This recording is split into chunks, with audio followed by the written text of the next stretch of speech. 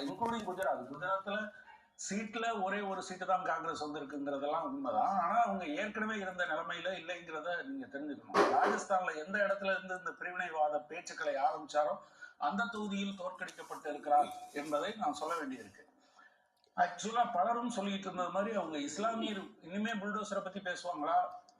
Bulldozer தான் திருப்பி பேசியிருக்கு. எனவே மக்கள் இவ்வளவு டிசிசிவா சொல்லும் போது ஒவ்வொரு தனி மனிதனும் அந்த ராமர் கோயிலுக்கு முன்னால நின்று நாங்க இந்த முறை தோற்கடிப்போம் என்று வலுவாக பேசி இருக்கிற சூழலில் விஸ்வகுரு உலகத்துக்கே வழிகாட்டின்னு இவங்க சொல்லிட்டு இருக்கும்போது அவர் நின்ன தொகுதியில அவர் ஒரு 3 రౌండ్ 4 రౌండ్ பின்தள்ளி நிற்க ఇటువంటి వాళ్ళు ఉంటే దేశద్రోహం అవుతుంది.